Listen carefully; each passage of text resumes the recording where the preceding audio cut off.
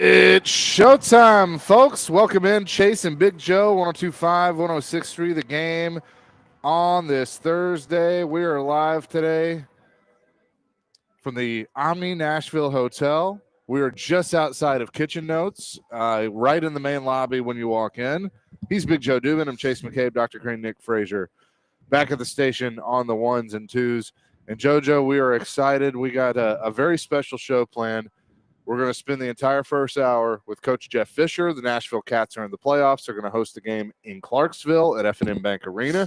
And then Chris Massaro, the athletics director at MTSU, will join us in the 10 o'clock hour. Really looking forward to it. Yeah, it should be a lot of fun. Let's start off. The coach is with us today. Coach, good to see you. What an exciting time for the Nashville Cats. What an exciting time for you. Well, it is, and I just want to thank you guys for everything that you did, especially last weekend. The great job you guys did on the broadcast and everything there. And yeah, here we go again. It's crazy. We were sitting there waiting to see what was going to happen, knowing that if Salani was able to pull that win off, then we would be back. And oh my gosh, that thing came right down to the end, just like it did, a week ago when they matched up. I think a week ago it was 65-63, and this last with the kick, the game-winning kick, it ended up being 53-52 or something like that. It was a great game. So that got us back-to-back weekends in Clarksville, and believe it or not, there's an outside chance that we could go back-to-back.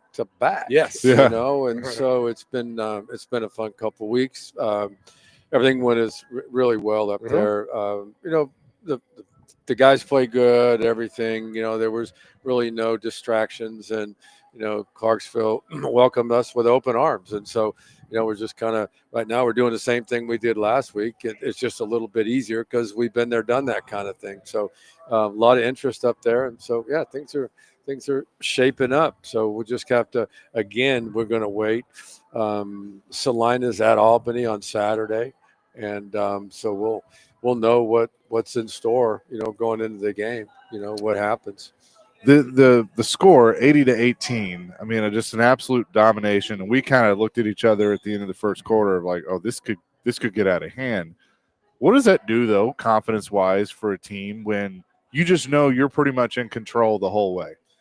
Well, it was good. It was really good for Coach Arbett's team. I mean, to get up and be in control, because then what happens is it's football. You're going to start doing some things, showing some things, putting some things on tape, and for the next week to kind of just distract and disorient the game plan thing for your opponents. But there's the good side is the 80. The hard side was the other one.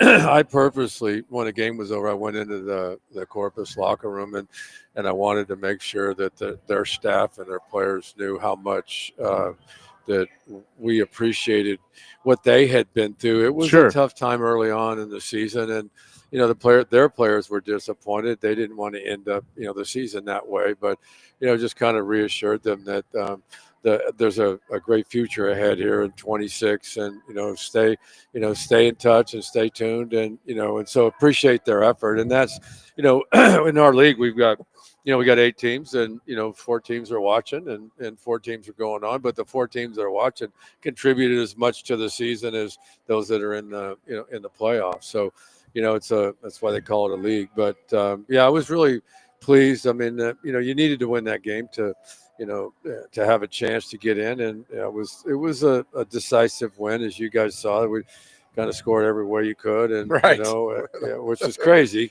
I mean, it just happens. It happens fast. Yeah, especially inside of that 1-minute break before the end of the second period. So when I was thinking about this interview and kind of like looking up some stuff, I kind of had one of those really moments. 99 was the first time you coached a team in the playoffs, correct? Yes, because you had the 3 years of 8-8 and kind of building up to that. And so that was my moment of like, man, they didn't get to the playoffs until they became the Titans. What do you remember about walking into the stadium, that first playoff game? You guys have kind of shocked some people at that point. Do you remember kind of those feelings, what you went through as a coach? I remember everything about it like it was yesterday. My big thing, I mean, obviously we got on a roll, undefeated at home, and and set up the playoff thing, and we had a pretty good record for the division. And Yeah. but we didn't win the division. We had to play the wild card game. So, but I knew that the hardest game in the playoff run was going to be the first one, just Yep. because we didn't have the playoff experience on the roster. We had very few guys on the roster that had been in playoffs before. And so it wasn't like I could reach out to Eddie or reach out to Steve and go, hey man, let's share about our experiences and how things change, because you have these jumps in the NFL. You have this tremendous jump from preseason to regular season, the tempo, the intensity, and so on and so forth. Well, you also have another jump from regular season to playoff football Right. in the NFL. And so I wanted them to understand, did the best we could. It was just a kind of a settled down moment, and hey, just do your job kind of thing. I mean, you got Javon Kirsch in there that's played 16 games in the NFL, and obviously he was a big factor in that game because I think he was the reason that they changed quarterbacks and got away from Flutie and went to Johnson. But anyway, that was a big concern, and I told the guys going into that game, this is going to be the hardest one. And then so we come off of this euphoria after when the game's over, and oh, where are we going now? Oh, guess what? We're going up to Indy. Yep. And we're going to play the team that won our division, and then we go up there, and good things happened up there. And then by the time that thing was over, and the way everything, just all the enthusiasm, I'll never forget. This is back before the 9/11. It was, I mean, the airport was just jammed with people as we got off the airplane, and everybody all over the place. And so that became, that week in the Jacksonville championship week, it was just one bang, bang, bang. And, we got down there and took care of business, and then go figure it followed suit with the rest of the three previous weeks. We got to play the Super Bowl a week after the championship game, which they've the never last done. time. That's right. The last time. Yeah. Yeah. So- and a lot of people forget about that because, that was, it was a challenge. I mean, you win the championship game on the road. And now previously, that week, we sent our advance crew and everybody, as did Jaguars, down to Atlanta, and everybody was kind of doing the advance thing, hotels and all that stuff. And so we had things in place. We took a back seat to Coughlin's crew because they were like throwing elbows and say, well, no, we don't need to do it that way. Coach Coughlin wants it this way. Yeah. Every step our advanced crew took, that's what they faced. Even the point Saturday night before the kickoff, Saturday night before the championship game at Jacksonville, I found out that they had their Jacksonville Jaguar decals on the rent-a-car fleet already before we played the game. So that was a no-brainer. Oh, guys, I forgot to tell you that, in the team meeting, and there's like, you just could feel this emotion kind of, and that was the big thing, was just kind of channel it. But and then of course we win the game. We come back here. You remember, we're through the stadium and back at the facility at 9-10 o'clock, and we're leaving the next morning, and you got to address tickets, you got to address family, you got to address everything. And on top of that, we had injuries. We had a couple injuries in the game. Marcus couldn't finish. We ended up knowing that we were going to start. Anthony Dorsett was going to start. Just all kinds of stuff going on. But, and we had planned on, I had to go down with the team. And so we turned right back around on Monday, went down. I left the coaches behind, and the coaches game plan Monday and Tuesday, and they flew down Tuesday night, and we installed Wednesday. I mean, it was a blur. It was the last time it happened. Yeah, that's right. That's there was a blizzard or a snowstorm or ice storm. Ice. Yeah. Oh my gosh, it was. I talked to somebody. You cross paths with a lot of somebody up in Clarksville last week. One of the fans said that he was down there and did this and did that, and was kind of. He said to me he was at the opener. The Cincinnati opener, 99 against Cincinnati, when we opened at that time Adelphia, and Jeff Blake was on freaking fire, and we couldn't. I mean, it was a rough go. And then Jeff Blake, because it was a hot September afternoon, ended up leaving the game in the midway through the fourth quarter because he was cramping. And then we kind of work our way back into position, and we were down 9 with 4 minutes left. And our 9, Steve put 10 points on the board, and we beat Cincinnati to, in the inaugural game there to set off the undefeated. Did Achilles Smith come in? That nice. I think that was. Yeah. Wow. Yeah. That was a good pull, wasn't it? Yeah, it was. Yeah, you weren't even looking down. I was like, that was Achilles. Yeah. Well, I mean, it's funny. I think there's so many people my age, my generation, that we might have been young. We remember that season. I remember just about every step of the way with that season. And it's funny in talking to Derek and kind of living it through his eyes now.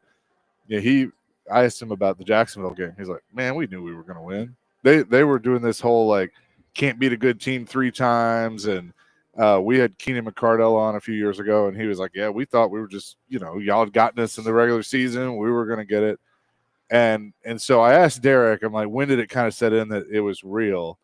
He said, remember when I ran that safety kick back?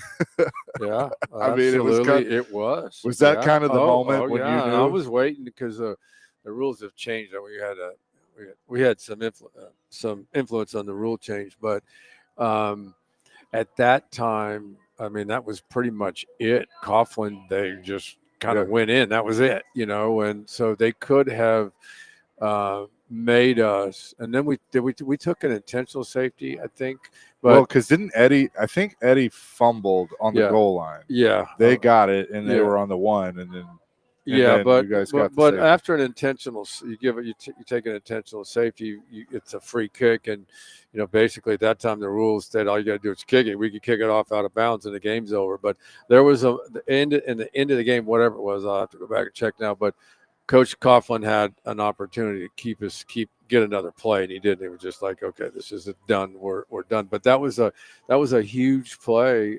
D. Mace's return after their safety. So never forget it. And you know what? It's interesting. And he probably told you we prepare all those things for every single moment that happened, from the Music City Miracle to that return and executing those things. And it's just it just showed you how locked in that group of guys were. Oh yeah. They were locked in. You have one of the best lines of all time asking, and that season asked about all the places you've played. You said, yeah, we got a bunch of home stadiums: Astrodome, Liberty Bowl, Vanderbilt, Philadelphia, and Alltel Stadium. Well, you know what? This is how it happened. I had been asked, and so go back to the Super Bowl week. It's a blur. We get there Monday, press conference each day, people asking all these questions. And I probably was asked 10 times during the week leading up to Friday, hey, Coach, what's it like playing in all these home venues? And, in the last whatever period of time. So I was done answering the question. Well, I was at the Friday press conference that was going to be done for up until after the game. And you stand there, that's where you take the picture with the trophy and all that kind of stuff. And we went to questions, and we took a bunch of questions. And there's one more question for the coach. And the last question is, yeah, Steve, what's it like to play in 3 different home venues in 3 years? Steve Fisher. Yeah. And I said, well, my name's Jeff. This is at the Super Bowl press conference. I'm Jeff over here, and he's like, and I get it, because he might have been from San Diego. Steve was a great basketball coach, and was kind of, winning games and doing his thing too. So I get that part. But so I said my name was Jeff. And then I just said, actually, it's 4 different home venues if you would include Alltel Stadium. Great line. And oh man, what the repercussions of that for the next, even now, if I go into Jacksonville, is like, it's the same thing. But I mean, we got, Buffalo's famous when you go into Buffalo in that stadium, because their fans are lined up for a half a mile as buses come in, and I don't know why the parents do this, why I wouldn't allow my grandkids to do this, but the parents teach their kids to hold their middle fingers up at a really early age at the visiting bus as the buses come in. Well, that's the way it was every time we came into Jacksonville after that. I mean, every year, I mean, it's like there were people all over, but they loved it. And then I went down and I kind of blew people away. I went down and supported one of Coach Coughlin's big charities golf tournament for cancer, and people were surprised to see me down there. But it was a great fan base and a great rivalry. And I mean, those guys. I mean, we got one of them here in town, Reggie Barlow, man. Reggie's coaching here, former Jags. He's coaching at TSU now. So, yeah, it was really fun. It was fun for me because '95 was their inaugural season, and that was my first year as head coach. We drafted Steve Coughlin's got expansion draft. He's picking twice at the beginning of at the first round, and then he gets to pick twice again at the end. And they gave them the league gave them a really, really good chance. Them and Carolina to put together a roster. Yeah. With protecting players here and this and that and all this stuff. So they put together a really good roster, and I had such great respect for Mark Brunell and the big tight end and everybody there. I mean, Fred. I mean, it was like, oh my gosh, how are you going to stop Fred? Well, okay, we're going to do what we've proven to be the case is we're just going to let him bust one for about 80 because he's not in really good shape, and after he has this 80-yard touchdown run. He'll be breathing hard the rest of the day. We could hold him under 3 yards of carry, It's like, but it was those were some fun times, man. We're live today at the Omni Nashville Hotel, just outside of Kitchen Notes with Jeff Fisher of the Nashville Cats, telling some stories, talking Cats football as they're in the playoffs. We'll have more with Coach Fisher coming up next here on Chasing Big Joe, 102.5, 106.3 The Game.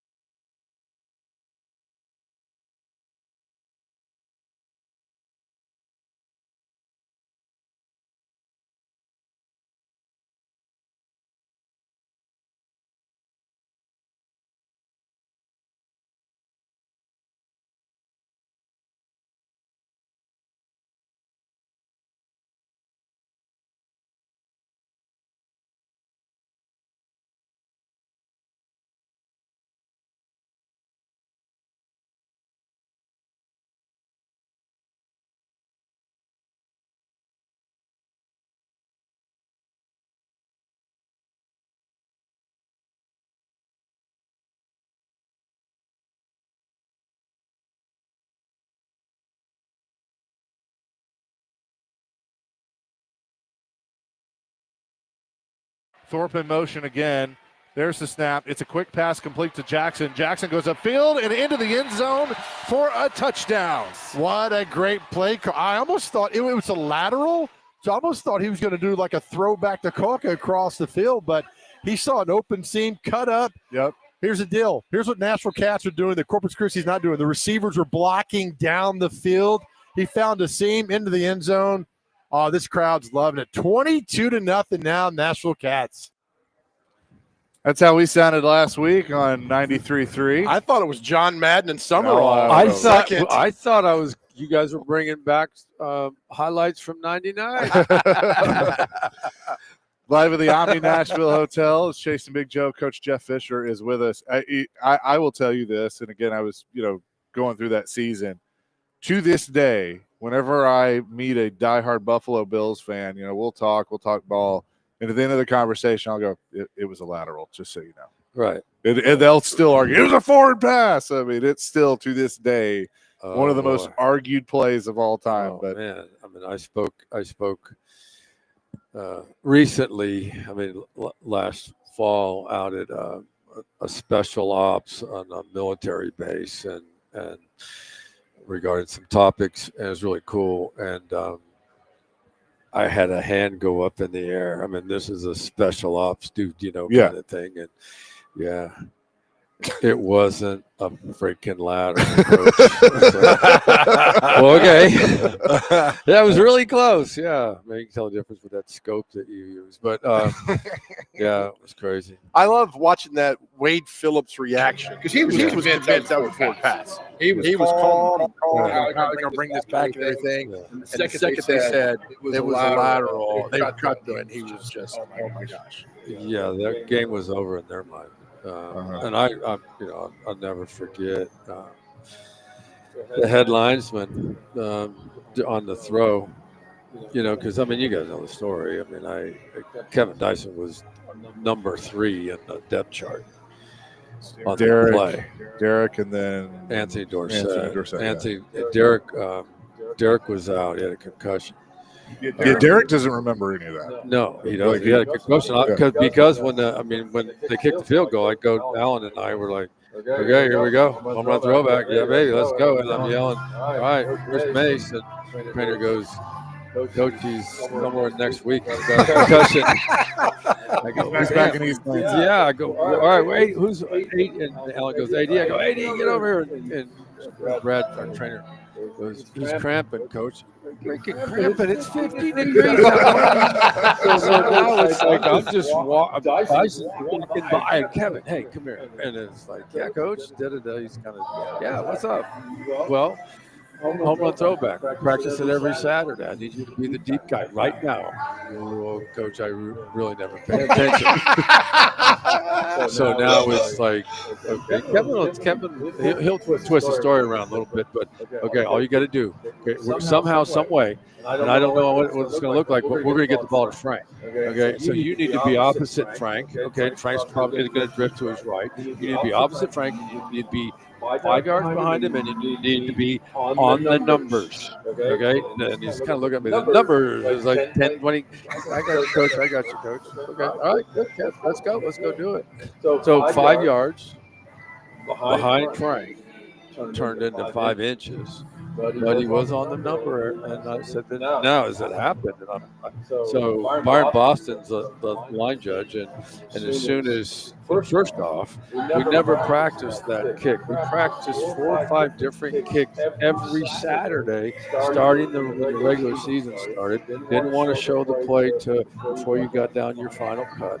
But every Saturday, we would have different kicks. We'd have a grounder over here, a grounder over there, then one over here, and then a deep one there. Try to hit somebody with just so everybody understood, because it was free for all. Basically, you got to simplify it. Go get the ball to Frank, push the ball to away from our sideline, and find a way to get the ball.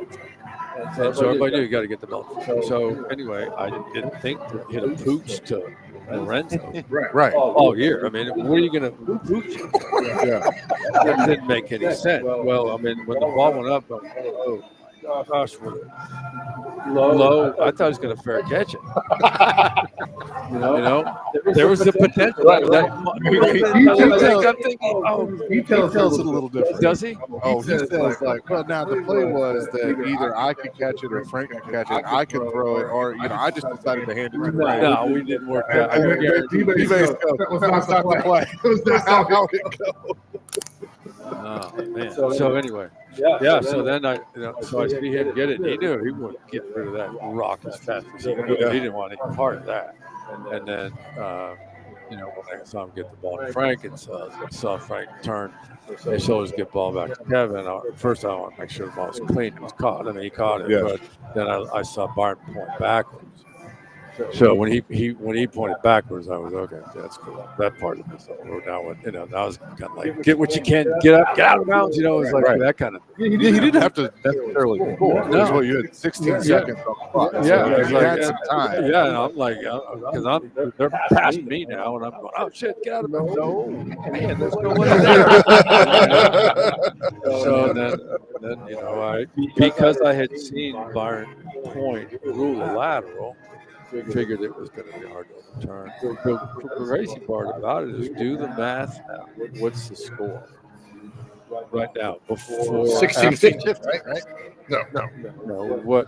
Right after the touchdown, after we scored, we hadn't kicked the extra point yet. They're ruling on replay. Yeah. Okay. So it was a 5-point differential, right? Right. Yeah. Okay. What does any elementary school go for 2 chart say? If you're up by 5, go for 2. Yeah.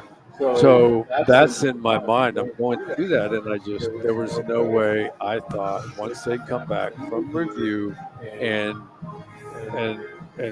rule that the rule on the field stands, that I was going to be able to execute an offensive play in the moment.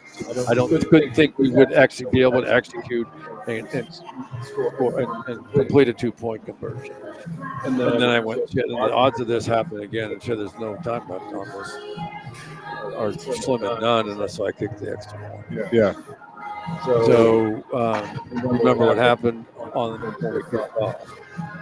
I don't remember any of this. They pushed the ball right to midfield. Yeah, My that's heart right. was in my throat. So They were they were doing the trying same to thing, fill out. trying whatever they did, Right. Yeah. I mean, that is an emotional moment where things after that could go, desperately wrong. And so we made the play, and now, oh my gosh, that was it. But there was some stuff going on in my brain. Right. We interviewed Jaworski after the game. Yeah. It was on the call. And so, what did you see? We knew it was a pass. We knew it was a forward pass. He goes, Jaworski. This is after we interviewed him after the game. I thought it was Mike Patrick and No. He didn't tell me. He's like, we knew it was a forward pass, but you go back and look because we realized that was a legal play. Because we all thought in the booth that was a forward pass. He goes, we go back, and that's when Jaworski said, I think you guys are calling it the Music City Miracle or something. He goes, this will be a play. I'm telling you right now. Talked about generations. Also, I didn't know Ron Jaworski was 6'4". So anyway, that's part of the story. Who said he was 6'4"? He's tall. He's taller than I am. What? No, He's tall, dude. You got him confused with somebody No, else? I'm thinking of Theismann. Jaworski. No. We talked to him after the game on the sidewalk. Because Theismann I was with the Philadelphia Eagles when Ron Right? Yeah, and Randall Cunningham were our 2 quarterbacks in 1986, and Randall, Buddy would send Randall in on 3rd down, he'd be a 3rd down quarterback. That pissed him off. I just thought he was No, he's not 6'4". He was a lot bigger than I thought. Okay. Were you on your knees? Alex from Nashville and our text line. Does Coach know where the ball is from the Music City Miracle? I think Floyd had it, right? That I don't know. You know what? I don't know. I hope for the fact that Floyd did have it. And I'm pretty sure that Sally has it and the family has it. I hope they. Because when I went to their house when Floyd passed, Right. He had a bunch of footballs, and I'm pretty sure that was one of them. Yeah, So I think Sally I has hope they do. Yeah. So I mean that's definitely one. Oh, yeah. What's your most cherished football thing that you've been given? Oh man.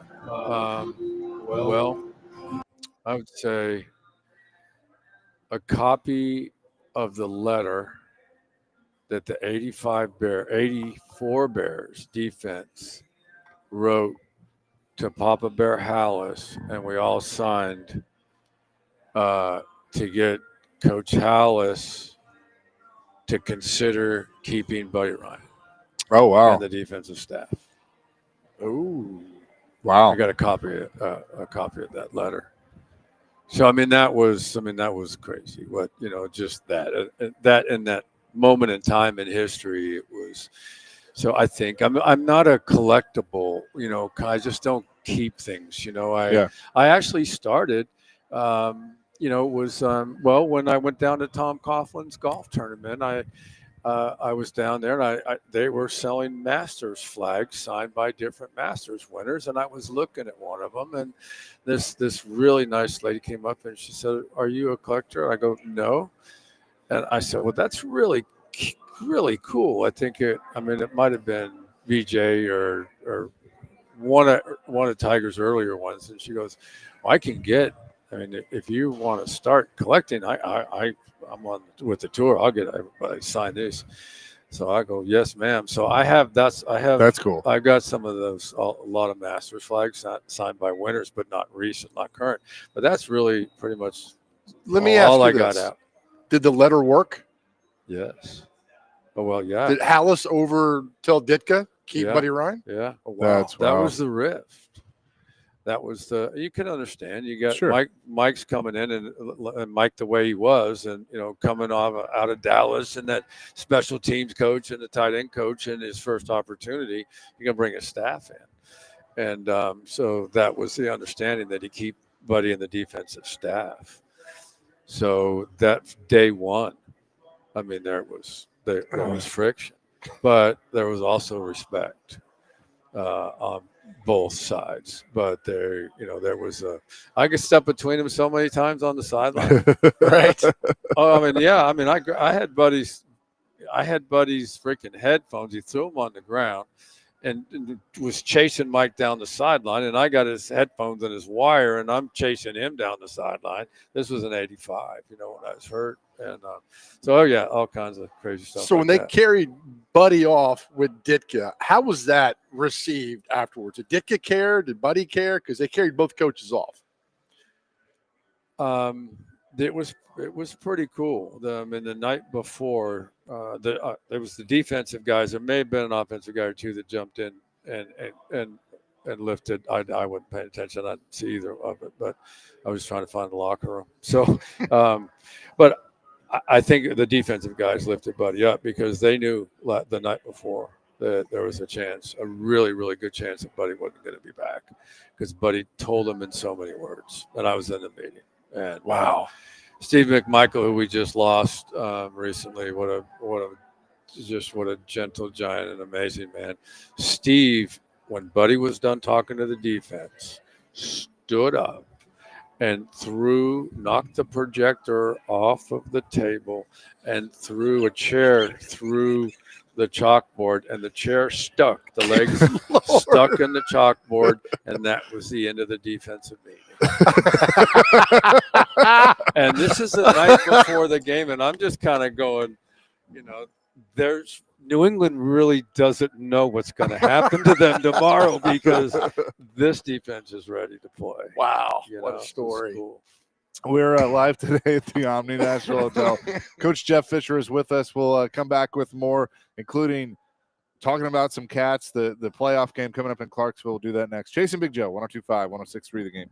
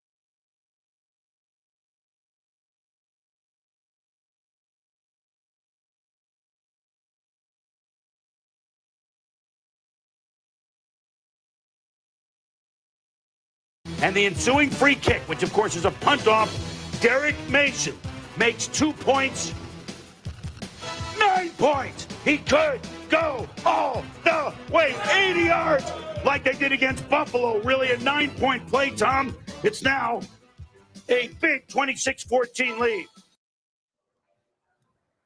Was that the championship game, Dr. Green? 2000? Oh, that was 2000. Okay.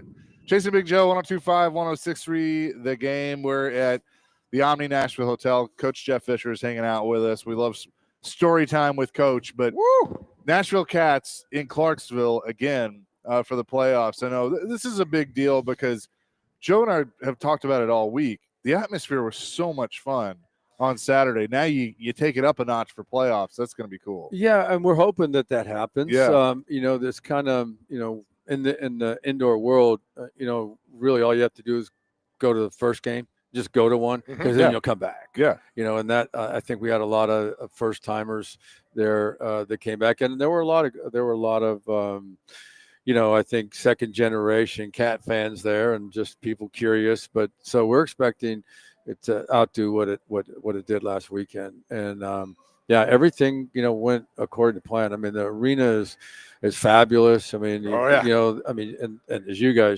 could see, I mean, everything about it is brand new, and so it just fits. I mean, you'd like maybe that the score, that hanging board would be maybe about 10 feet higher, but that's part of the arena football. He still could kick his deuce. Yeah. He just hit that one a little bit higher. And so. So everything works. The locker rooms and it's the visiting teams too. I mean, they really appreciate that. And understand Southwest Kansas has got a long way to go. Mm-hmm. And the reality is our opponent's got a 13-hour bus ride.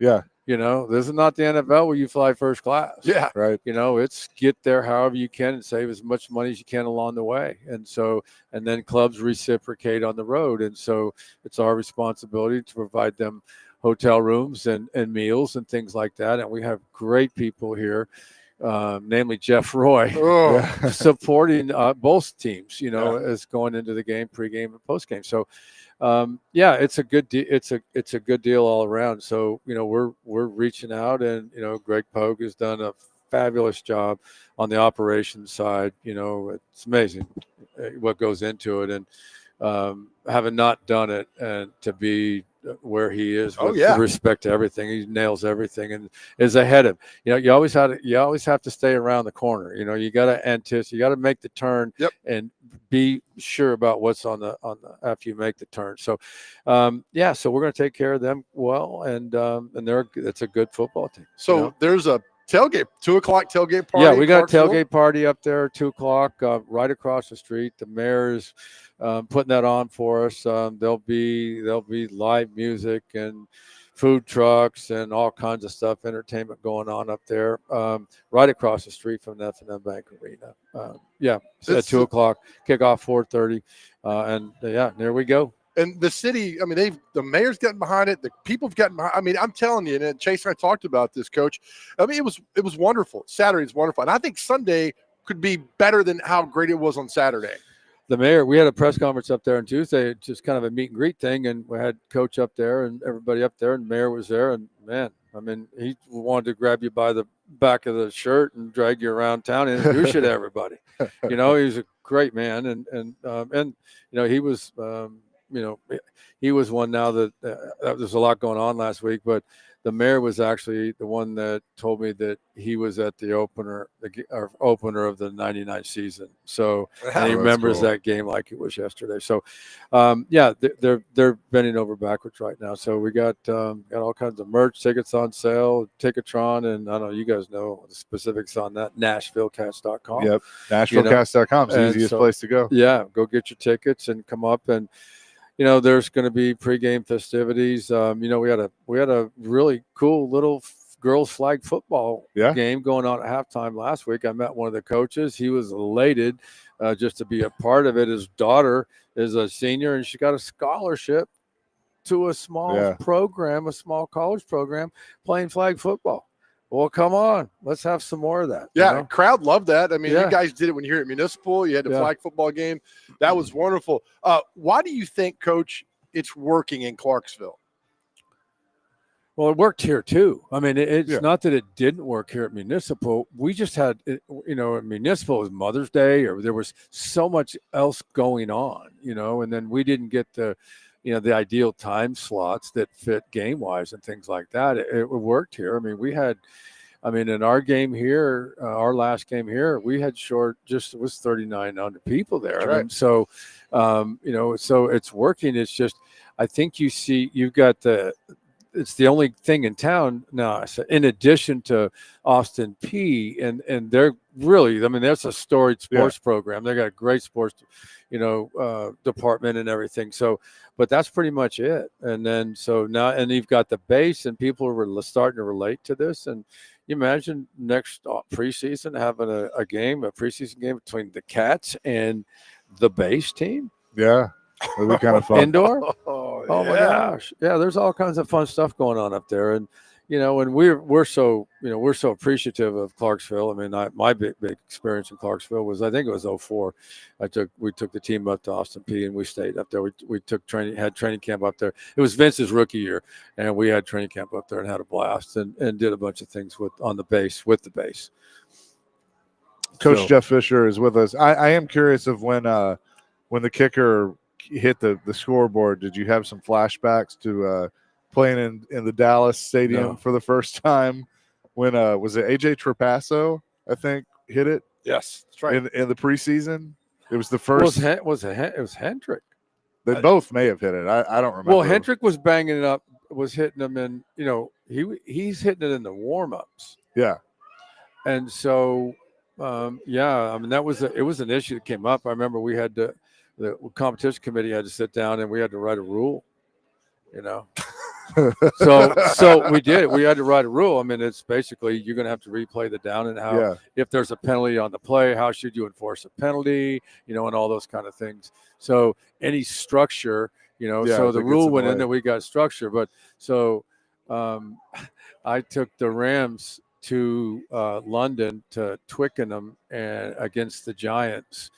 And it was a close game. It was, a 6-point game, I think. Can't remember now, but it was maybe 4-point game, whatever. But anyway, we got Case Keenum under center. Case back foot hits. I'm looking at the coverage going, we got a chance here.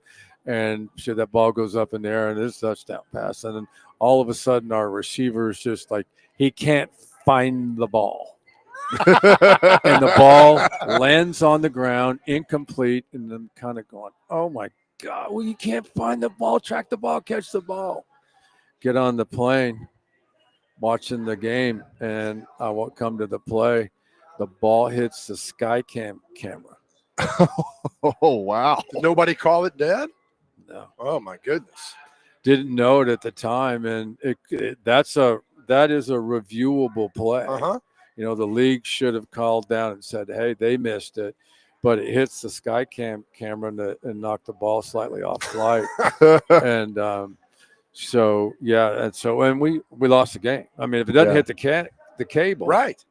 If it not the camera, did I say camera? I meant cable. Cable. It hit the cable. And if it doesn't hit the cable, we might win this How game. high did Keenum throw the ball? Oh, no, it was like, this is the first game that they had first of the NFL games from Twickenham. So you got a new environment. You got a new ops department, new production people there that aren't used to doing it. The cable got low and the ball hit it. So the ball hits the cable. We lose the game. And you lose the game in the NFL, butt gets fired. So I got fired because the ball hit the cable. Oh, that was your last game? Yeah. No, it was I had a few more after that. Yeah. Real quick, Dale's asking, will you explain the Bill Cowher broken ankle thing?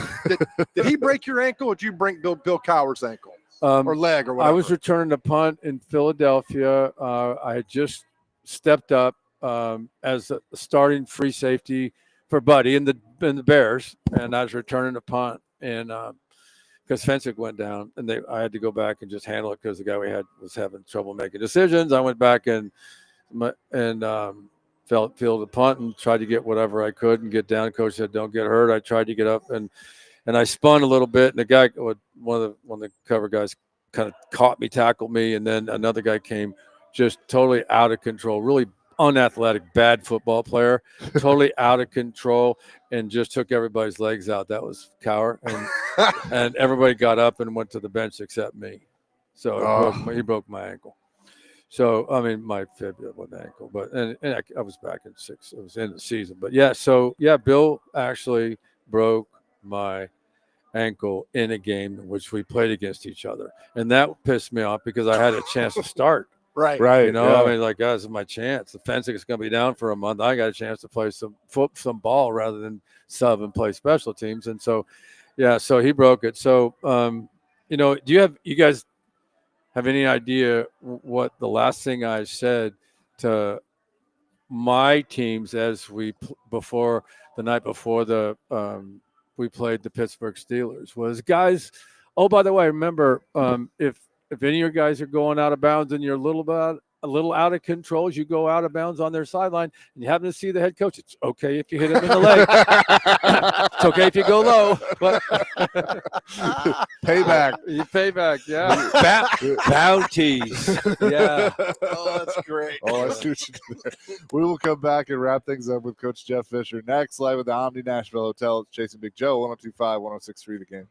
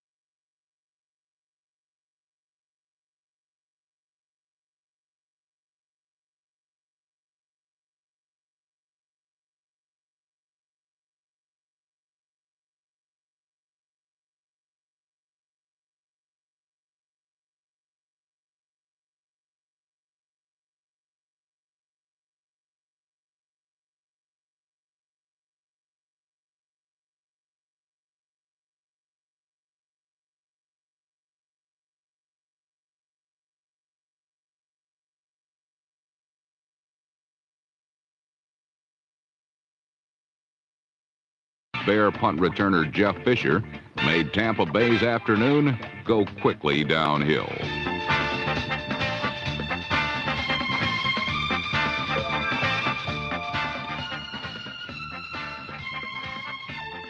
Five 106.3 the game here on this Thursday. We're live with the Fisher's Omni 88-yard return was 1 yard shy of the Bear record, but long enough Look to at notch you, a 28-17 Bear victory and give Chicago their first win of the year. You beat Tampa Bay, Coach, on a punt Tampa return. Bay ran right by Coach McKay. Yeah. A little nostalgia there. Continue with Coach Jeff Fisher. Real quick, before we turn things over to Chris Massaro, NashvilleCats.com. That's where you can go get your tickets. It's going to be a lot of fun on Sunday. It'll be on Vice. Is that right? If That's you can't correct. make it, and then you can obviously listen to us on 93.3. We'll have pregame at 4, the kick at 4:30. Yeah, And so there's a tailgate and all that. tailgate parties getting going, about 2:00, and right there across from the F&M Bank Arena, a lot of stuff going on. So what do you need Sunday from the people? We just want a lot of people there, and we just want them to get behind the team like you ordinarily would do. Make it hard on them. Make it hard for them to hear. There's no rules. I mean, right now you can play whatever, whenever you want, and we'll get to that down the line. But this is just wide open game. I want people just to come in there and watch it. Those for the first time, because I really it's a feel good thing for me when people come in and have fun and want to come back and do it again, and that's what's going to happen. Love it. Yep. Thank you. Coach, thanks so much for doing this. We're looking forward to seeing you on Sunday, and then more story time with More Coach story Fisher. time next week. Win That's or right. lose. How about that? Love we it. love it. Okay. Yeah, thank Cool. you. Story time Thanks. with Uncle Jeff. We'll All right. call it that. I love it. Coming up next, Chris Massaro, the AD of MTSU, is going to join us. We're going to spend an hour with him here on Chasing Big Joe at the Omni Nashville Hotel, 102.5, 106.3 the game.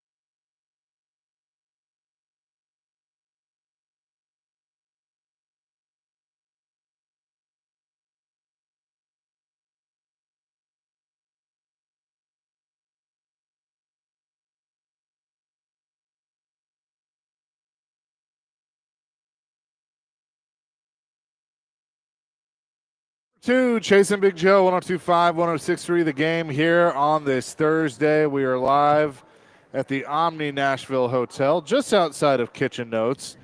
And we had a great hour with Coach Fisher. And now we continue with MTSU AD Chris Massaro, who has been nice enough to join us. Chris, how you doing? Man, it's an honor. This is like the highlight of my career. I told my wife today I finally made it. I got to go to Kitchen Notes with and talk to Chase and Joe. Well, look, we're excited to have you here because, we didn't do our countdown. We're 65 Oh, days boy. away from college Oh football. boy. And I know that it's obviously an exciting year for the Blue Raiders, but for you, it's going to be a little bit different as you are now on the College Football Playoff Committee. Yeah, and that's a big thrill for me. It was something I've wanted to do since the CFP's been formed. So Yeah. it's an honor to be there. And we had our first meetings in Chicago in June, just kind of a little orientation and get to know each other. And then we'll have some more meetings in August where I'll get all the technology and my iPad and all the links to be able to watch film and all those kind of things. So I'm looking forward to it. Yeah, I'll be curious, and I know there's certain things you can talk about, certain things you can't, but just how, because you probably don't know until you do it, how intensive it really is to keep up with all these teams while also doing your day job. Yeah, and that'll be fun. And, I watch a lot of college football anyhow, but I'm sure it'll be increased a lot. So, but I'm looking forward to that I think that's going to be the fun piece of it and to be a part of it. And what they drilled in our first meeting, guys, is that, no matter what we do, and you're not supposed to wear your logos coming in and those kind of things, but the main job of the committee is just to get it right. Yeah. And no matter what all the noise is and everything else out there, our job is just to do our very best to get it right. And so you got 11 people in that room. And if you all kind of go in with that kind of mission, they're one of the great sporting events in the country and just do your absolute best to get it right, then I think the outcomes are going to be good.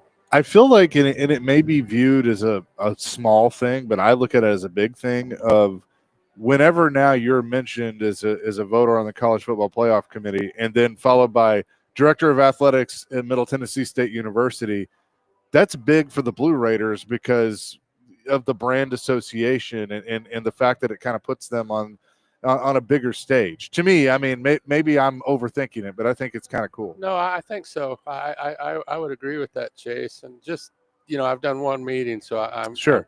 still really wet behind my ears, but we were guests of the Chicago Cubs, and we got this intimate tour of Wrigley Field and kind of all of its renovations and kind of what they did and some of the nuances. And so I was able to actually take a couple of those ideas and bring them back to what we're trying to do either in our Murphy Center and our Student Athlete Performance Center with what we're able to do. So it just opens up more doors of knowledge for me to be able to bring back to campus. And I do think there's an association there that there's a respect factor for our institution because I'm on that committee.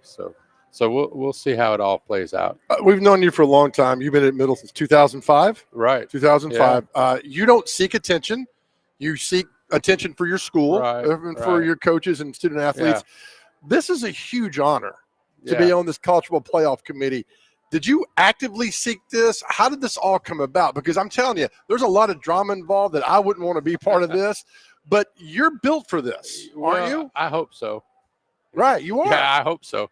And I did want it. So I sought it, and it was a long process. And I was lucky too that the long story of it, Joe, is that way back when we were in the Sun Belt Conference, that I was part of an NCAA committee. There was one member from every conference. It's called the Bowl Certification Committee. And so at that time, every bowl, particularly new bowls, had to be certified by the NCAA before they got approved. And so I was on it, and like Mark Womack from the SEC was on it, and a bunch of other guys, so there was 11 of us on that committee.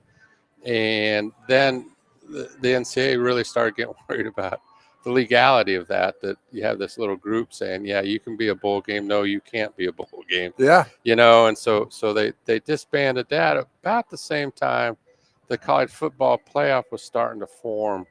And so they morphed our committee into an AD's advisory committee for this college football playoff. So we met a couple years prior to just things like, what should the visitors allotment look like? How long should the team stay at the city? How do the Bulls still be incorporated into what we're trying to do? Do we sell beer at that? Just so there was a lot of little ancillary type things, and we were an advisory committee. We didn't have decision-making responsibilities. We just made recommendations to the commissioners as they were setting it all up. So that sort of whetted my appetite, and it let Bill Hancock and some of the people I work with and some of the CFP staff know kind of who I was and what I was about. So I always maintained those contacts. And so our committee stayed for the first 2 years of the CFP. And so it was great, man. The access to the hospitality room at the national championship game, and this thing was as huge as the lobby we're in, and it's like, oh man, this is the best committee. I have no decision making responsibility, Right. And then I got a heartbreaking email after the second year that, hey, now that we've done it and it's been launched and we've got ADs that have participated in it, we really don't need this committee anymore. So thank you for your service. And so it was like, well, that makes sense. Right. But it was still heartbreaking. And so I still maintain contact. Like I wanted to make sure, and I believe in the playoffs. So I made sure I went to I've been to every championship game except for the COVID year. And so just maintaining those contacts. And then when the position comes open and they want a group of 5 representative, that it has to be vetted by the commissioners. And so I've known some of these commissioners for a long time, like Greg Sankey. When I was at South Carolina, he was an associate commissioner. Jim Phillips, he was at Tennessee, and he's now the ACC guy. So I've known those guys that the kind of interesting, the American commissioner, Tim Pernetti, his son and my son were roommates in college. Oh, wow. So I got to know him quite a bit through Connor and Ben, and so I felt like, and John Steinbrecher, the MAC, I've known him I actually interned with him. I interviewed for an internship with him when he was at Davidson College, and so I've known these guys, and obviously Judy at the Conference USA. So I thought if I could get in there, not knowing necessarily who else was interested in this, that I had a shot at it. And that's where you kind of rely on your reputation, and if you're a guy that they respect and maybe have some sort of intelligence and something to offer, then you have a chance to do it. So I was thrilled when I got in. I don't know if it took 10 votes, like but the you're Pope in. or whatever. Yeah. The Pope. Yeah. So I don't know how, if somebody had to make an impassioned speech or whatever. Well, you're in. Good for you. Yeah. So How I'm long excited. is this role now? It's a 3-year term. Okay. So and I like that I was on the women's basketball committee, and I was only on it for a year, but other committee members, that was a 5-year term, and I was a replacement for Wood Seelig when he left Western Kentucky. And everybody that served on those kind of committees are like, man, 5 years, that's like a prison sentence. I wish this was 3 or 4. And I think a short run, I think that was really wise when they set that up, to not have long 5-year terms for these committees. Yeah, I think it's good for sure. Chris Massaro is with us, MTSU athletic director. We'll have more with him. He's with us for the whole hour today. We'll talk more about the Blue Raiders and everything else coming up next. Jason Big Joe, 102.5, 106.3 The Game.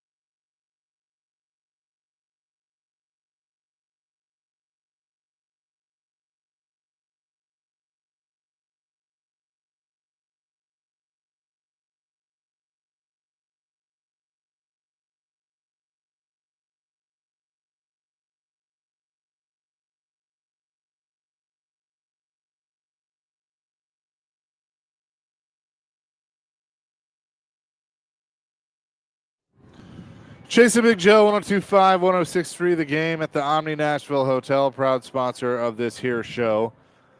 Continuing our conversation with Chris Massaro, MTSU Athletics Director, and now on the College Football Playoff Committee. You know, one thing I wanted to ask you about, because you're great to talk about these things, is the ever-changing landscape of athletics. And now there's the settlement that the NCAA, they're going to pay players, past players, that there's a settlement, and then schools can now directly pay players, not having to completely rely on NIL. That seems like a game changer in things. So how does that affect not only college athletics as a whole, but specifically in MTSU? Yeah, and I mean, it is a 100-degree change from maybe where we were 12 years ago. Yeah. You know, where you tried to keep payments to stop happening to players, and and you get in big trouble. And SMU and in the 80s had their program shut down for kind of the very stuff that we're trying to do right now. So it's a 180-degree philosophical change from what the NCAA has been for the last 70 years or whatever it might be. And so those of us that have been in it a while, there's an adjustment there. And I think you're seeing that. And I think that we all were too slow to react. And I remember, to pat myself on the back a little bit, that I was at an NCAA meeting and they're discussing the O'Bannon case. And that was name, image, and likeness. Like, should the video game, is that fair that we're using likenesses of these players? And he was a UCLA basketball player, and everything looked exactly like him, except they didn't put the name of his jersey on the back. And so it's like, what harm will that do if those guys get a cut of the video game? This is like extra revenue for us. And so what if Tim Tebow gets a cut from the number 15 jersey at Florida? I mean, how will that really hurt us? And it was sort of, I wasn't shouted down at the meeting, but it was sort of like, man, he's just way out there. And there was no legs, or there wasn't anything that anybody said, oh yeah, like, why are we? And because it was just so traditional, we can't do that. And I think everybody was afraid of that slippery slope. One of the things that makes us different, and nobody really talks about, is to acquire talent. It's a free agency system, and it always has been a free agency system to acquire talent. So when we go out and recruit high schools, they have a choice. If they're talented enough, they can go anywhere in the country. Yeah. In high schools, you're limited by your geography and whatever you're zoned for. In the pros, you have drafts and those kind of things. So we have a free agency and a freedom of choice where a player can go when they signed. And I don't know if we really relied on that argument very much. And then now we've got free agency when they sign, free agency after every year. There's no collective bargaining agreement like what you see in the pros, where there's rookie minimums and those kind of things. So we're in a situation with 134 FBS schools where we have this free agency system that's all the way through, from acquisition to retention every year, and that 4 or 5 year period, which makes us incredibly different than the pros. And so I'm hoping this will help with that. Joe, you were it's question? Like Chase and I, we go through this all the time. We talk. I just hate that we don't spend time talking about on the field. I mean, I know you're in the middle of all this, and I know it's part of what it is now. I remember, Chris, when I was at Sanford, as long as my meal card worked, I was happy. Yeah. I was happy. You got me right there. Right. It's just a whole new thing that I think we're all learning at the same time, and that's the frustrating part. Yeah, I think there was frustration that we never presented that argument, and somewhere in there that the value of the education piece got delayed. Yes. And my view is there was always delayed payment. If you had an athlete, like we had George Rogers at South Carolina that won the Heisman Trophy in 1980, I started working for South Carolina in 1985, so it was still pretty fresh. and George was in the pros. And then when George was done with the pros, he got a nice job at the university, and without a whole lot of responsibilities and those kind of things. So it was sort of the code that you took care of your guys after graduation. So whether it was the local bank or whatever, that as an athlete, you kind of had advantages. If you kept your nose clean and did things right, then there was kind of this delayed gratification later. Right. And so we kind of lost that too, that everything had to be immediate. And colleges and universities aren't set up. They're set up to build the platforms to launch from. Right. And now we're like Nick McDevitt, our basketball coach, says that college basketball is the second most lucrative pro league in the world. and Right. That's not what we're designed to be. Like, they pay more than the G League. They pay more than the European leagues and those kind of things. And so that's not what colleges were designed to be. And so we're trying to force kind of all this into a system. Right. And it will work. I mean, that I don't want to sound like Chicken Little and these kind of things. It'll just take some time because we still have more questions than answers.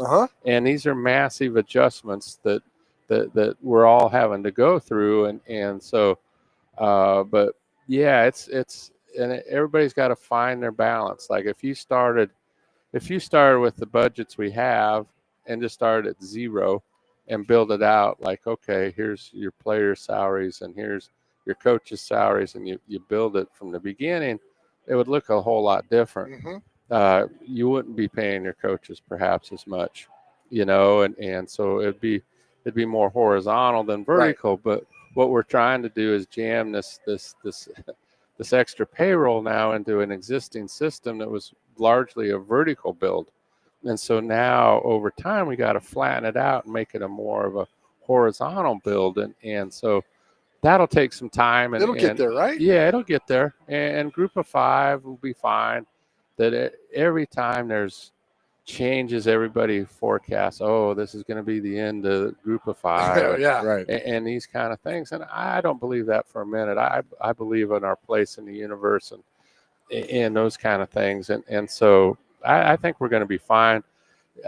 When you look at this, if you call it a free agency system, we're in the middle of the food chain, and that's not a bad place to be. That we can get guys coming down from maybe the Autonomy 4. We can get players maybe moving up from lesser resource conferences than ours. Yeah. So we have some flexibility there. If you're at the top, like Texas or Alabama, you might not have that kind of flexibility that we have, and so I don't know why people think that we're at this extreme disadvantage by this system. When I got hired, Joe, I'd never wanted to lose a staff member to a peer institution for a peer job. So like, I don't want to lose an offensive coordinator to UAB, or associate AD to Western Kentucky, and if I did, then we needed to ask those kind of questions, like, why are we not paying enough? What are we not doing here? And so now we just need to shift that focus to the players as well. And so I had a great senior associate AD, Graham Neff, and he came in and had a great opportunity at Clemson. And you know what? It was better for his career. It was going to pay more. So you shake his hand and go, man, good luck, Graham. And now he's the AD at Clemson. Holy cow. And so, but that was a step up. That was upward mobility for him. And why can't we have the same sort of attitude for our players? Like if we lose a player, football or basketball, we lost a basketball player to Clemson this year. Damn it, Graham. Yeah. And just like, hey, you know what? That's going to happen. Shake his hand. Congratulations. You're making more money than you might make in your entire life next year. Yep. Just make sure you take care of your money. Yeah. And that was I brought him to my office and said, tell me what you're doing about your money.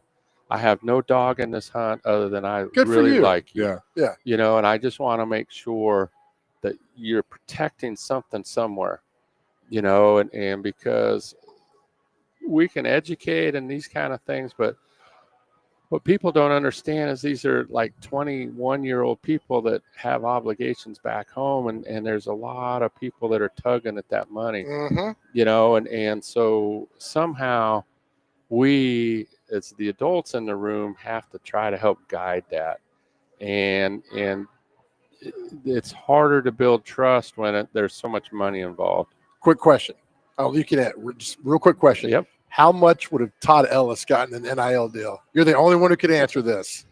Todd Ellis, he would have been he was the number one quarterback coming out of Greensboro Page High School in the 80s, and he signed at South Carolina. He would have been a $3-4 million guy now. Crazy, right? And we've got, I mean, Joe, we've got Reggie Upshaw's on our basketball staff, and he's doing great, man, and he's making like minimum, like the break-in salary of a coach, and so traditionally, that those guys starve for a while, and then they you connect them with a better job, and those. So he's in that starving page right now, and he's like thinking, man, if the NIL would have existed back when I was playing, I'd have been a $300,000-$400,000 guy.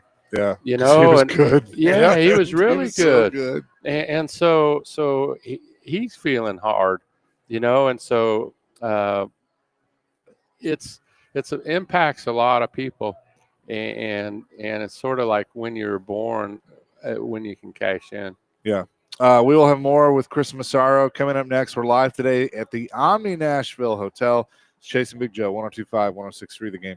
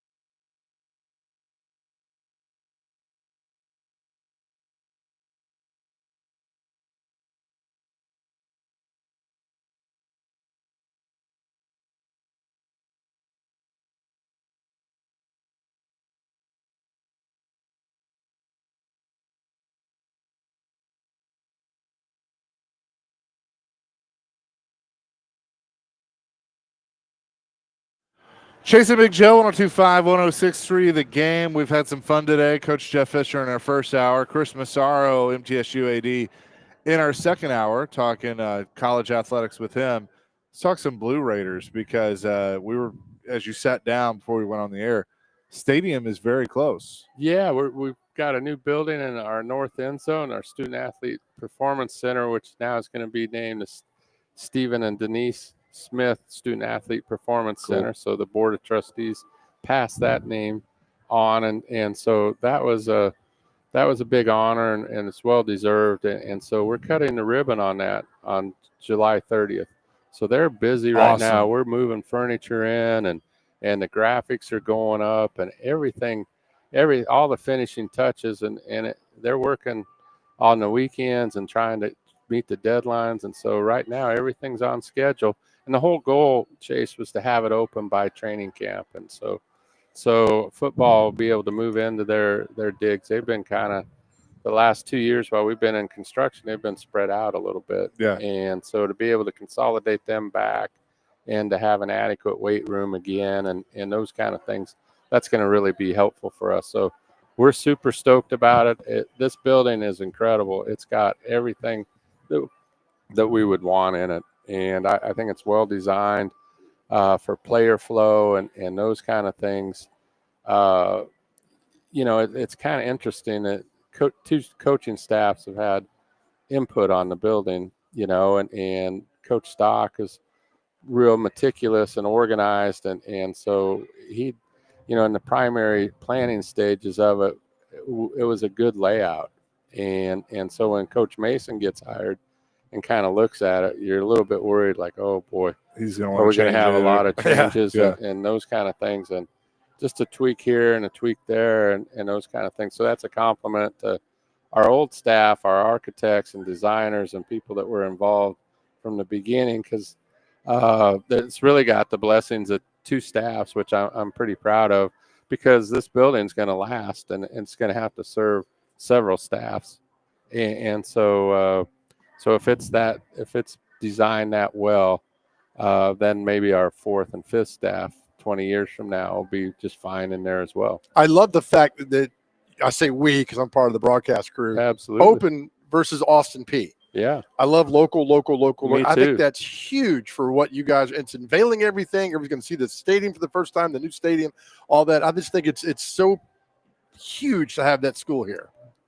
Yeah. And I love those local games, and I think it's important. Like if you're trying to attract students that hey, they know kids that go to Austin P and vice versa. And so you can gig them. If you're at your place of business, and there's an Austin P graduate there, you can set up the friendly little bets and those kind of things. And so that's one of the things that we miss largely in Conference USA is if there's not a whole lot of interplay with Sam Houston, locally and some of that. So to be able to do that in your non-conference schedule, I think is really important because and it's a great way to open the football season because everybody's excited about your season opener. Mm-hmm. And so the Austin P fans will be excited. Come on down. It'll be a great experience. Our fans will be excited, and let's have a little fun with a little local rivalry. Let's do it. Let's get after it. How do you get Wisconsin on the schedule? That's game number 2 up in Madison. How does that come about? Yeah, and it's changed a little bit. There's a program now that called Gridiron that this guy named Dave Brown runs, and Dave Brown used to be the main scheduler for ESPN. I remember one time when my first year at MTSU, and I'm trying to get us on TV. There was like only one Sunbelt game at the time that would get on TV, and I'm trying to do his job. And hey, if we do this with Lafayette, and we could switch the schedules around, and he kind of, and I knew him at South Carolina, so we had a relationship. And so he goes, Chris, other than having that game, I'd rather be dark. I was like, okay, all right. You know what that means in TV world? Yeah, I'll try not to do your job. but he runs this thing called Gridiron, and so it lists everybody's schedules, and you can go on it and see where the openings are. And so Wisconsin had an opening, and so then it's a buy game situation. So are they offering the money that we would need to be able to go there and on a one-off? And so, yes, that hits that box, and walk down the hallway. Hey, coach, how do you feel about Wisconsin for this amount of money? And it's like, oh, all right. They're never too excited. Right. They'd rather bring in an FCS opponent than a Big Ten opponent, but they know the realities of it. And so, and I think that one of the things for our fans and those kind of things is to bounce some of these road experiences around. I mean, we went to Iowa, where between the first and second quarter, everybody turns and salutes the Children's Hospital, and that was a really emotional experience. You play in the big house, and at Michigan, you play at Alabama, and those kind of things. So it's fun for our fans, and I can't wait to see a game at Madison, Wisconsin. I've never seen that, and so the jump around between the third and fourth quarter, I think that'll be a lot of fun. The sway. Yeah, so let's show there. Especially if you're winning. Yeah.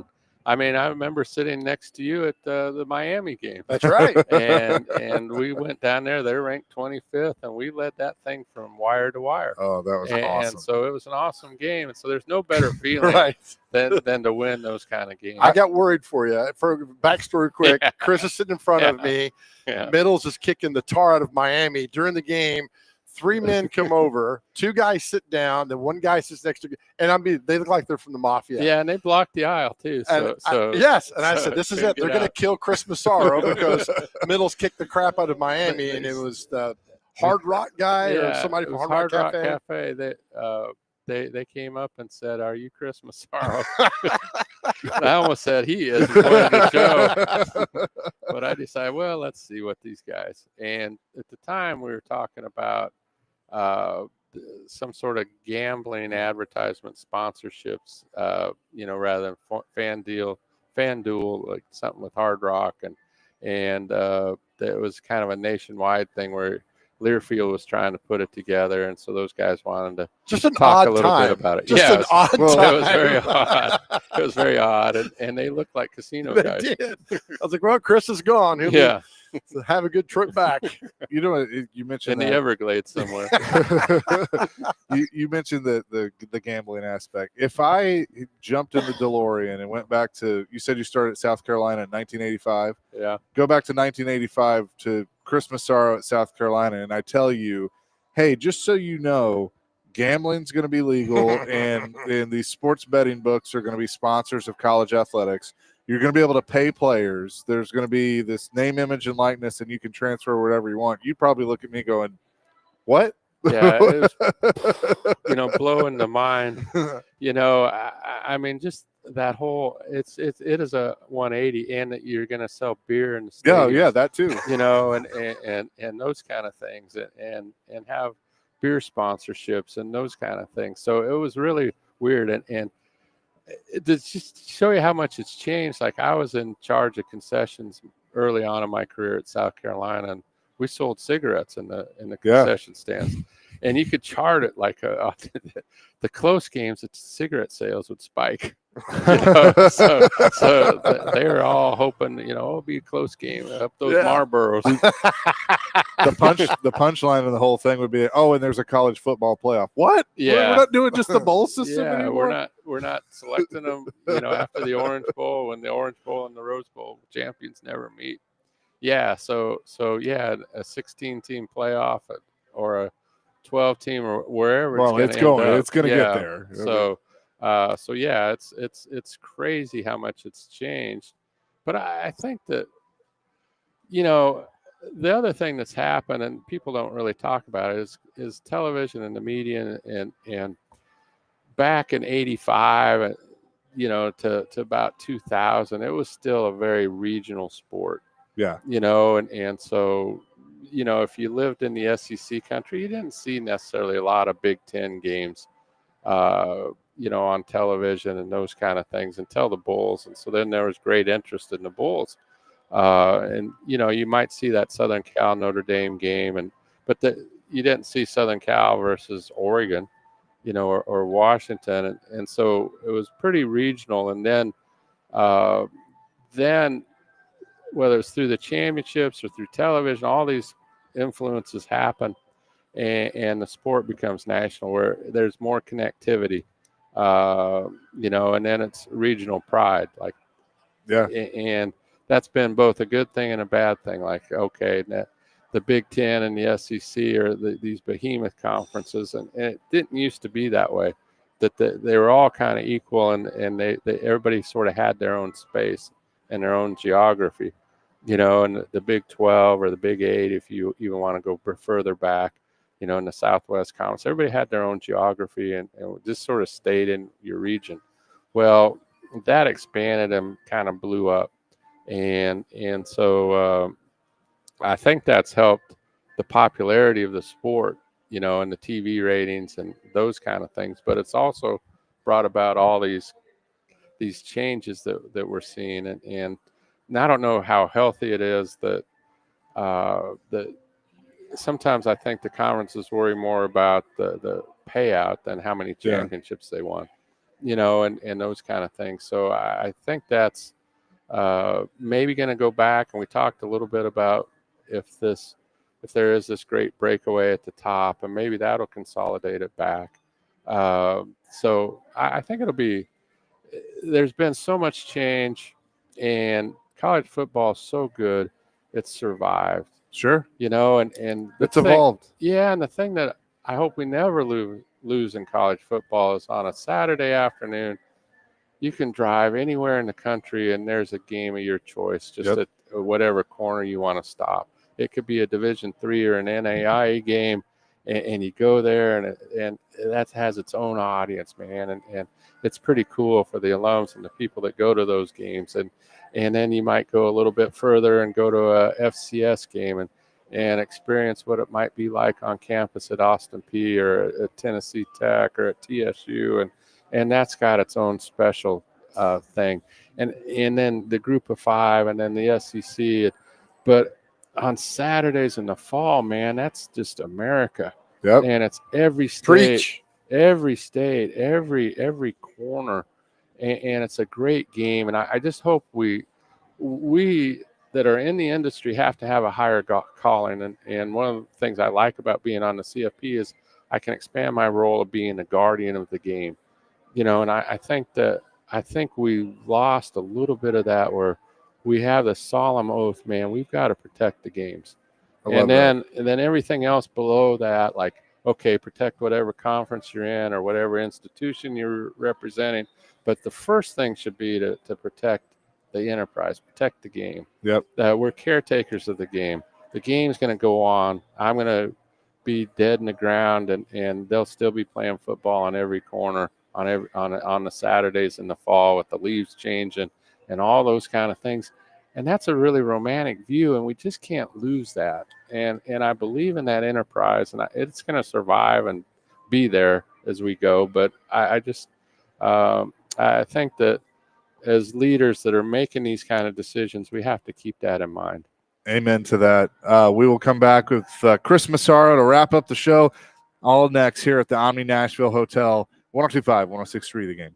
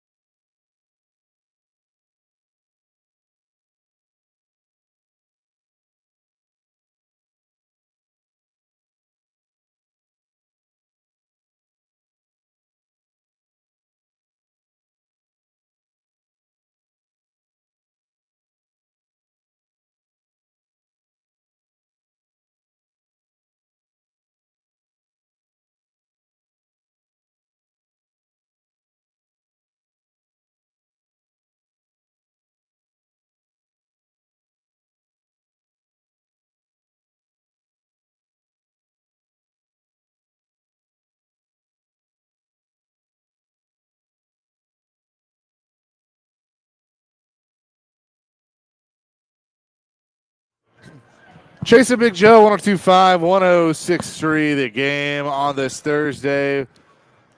We've been at the Omni Nashville Hotel just outside Kitchen Notes, and it's been a fun show. Jeff Fisher joined us in the first hour, and then we've had Chris Massaro here in this hour. If you get a chance tonight, come tonight to Bar Lines here at the Omni Hotel. Free show songwriter night called If This Bar Could Talk. Jeffrey Steele will be performing tonight, one of the greatest songwriters of all time. It's at 5 o'clock at Bar Lines. It is a free show. So if you come down now tonight looking for something to do, Colton Armstrong down there, Dan Harrison, Paige Penny, and of course Jeffrey Steele. Free show starting at 5 o'clock inside Bar Lines. As we wrap things up, Dr. Crane, if you are caller number 4 at 615-737-1025, you'll win a 4-pack of tickets to the FIFA Club World Cup match at Geodis Park. That's coming up tomorrow. So be caller number 4, 615-737-1025. Chris, now we're going into year 2 with Coach Derek Mason, which I always kind of look at the second year for a coach is when you really start to see them put their stamp on a program. And as we've talked about with transfer portals and NIL, I mean, this team's going to look different, like it did last year. We've got, I don't know the number, Chase, 30-some new players. I know that a big emphasis was to revamp the offensive line. Sure. And so I think we've got 6 or 7 newcomers in there that they're very excited about. So building depth. So, in our world that we've been talking about, that you can flip your roster a lot quicker, so it really shouldn't be a 3 to 5 year build anymore. And so I know Coach Mason's really excited about his newcomers. He was thrilled about spring ball kind of and looking at the individual talent level. And you just look and like we had trouble containing the run on the outside last year. And in our corners this year are much bigger, and you can see that. Just like Chase McCabe size? Yeah. That's a shutdown corner. Yeah, he is. He can backpedal. He can get you down like that. He can do the backpedal. Real quick, next Tuesday night, the Blitz here in town. I want to get to it the 24th over here at Bridgestone Arena. $15, parking, food, soft drinks, everything. That's a big deal. It's fun. So if you're in the area, come see it. We're having a roundtable discussion, probably a lot of the same topics we covered today, and you're going to be part of it. So we'll have celebrities like Joe Dubin will be there, right? And so come see it, and the parking's included in the $15. So I mean, I don't know where you can park downtown and get food and parking for $15. So come see us. We'll talk a little Blue Raiders. Coach Mason will be there. Joe will be there. I'll be there. We've got Chris Childers will be part of the panel. And so we just talk about college football. You had me until you said Chris Childers. No, I'm just kidding. Chris is great. We've got some great alums, and I'm looking at one. It's Chase McCabe. Right. Another is Chris Childers. So we're excited, and it's going to be a really fun evening. This is probably my favorite evening is when we come to Nashville, and we just talk sports. Love it. So it'll be fun. So go BlueRaiders.com. Go BlueRaiders.com, and it's at Bridgestone Arena next Tuesday night. And if you can't make that one, we're in Shelbyville Monday night, or we're all over the mid-state next week. So come see us. Chris, thanks so much for doing this today. Man, we appreciate appreciate fun. I enjoyed this. That hour flew by for me. It probably dragged for you guys. No, it is. But you're important. You're on the college football playoff committee. That's a big deal. No, the biggest deal is to be on this show and to be here live in person instead of just on the telephone. So it's a thrill for me to be here. Thanks. Thank you for doing that. Thank you for listening today. By the way, we haven't mentioned it yet, but happy Juneteenth. I know a lot of people are off today. So recognize what today means and the significance of it. And Joe, yes, as we always do. We leave our show all the time for our guys out there. If you are struggling, we tell you all the time, please talk to somebody on your cell phone. You can call or text 988.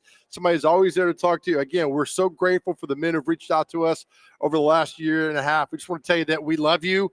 Your journey is a beautiful journey no matter what's going on, and we need you in this world. We need you. Remember, we love you. More importantly, more than anything else in this world, God loves you. Amen to that. Peace, love, rock and roll. DVD coming up next. 1025, 1063, The Game.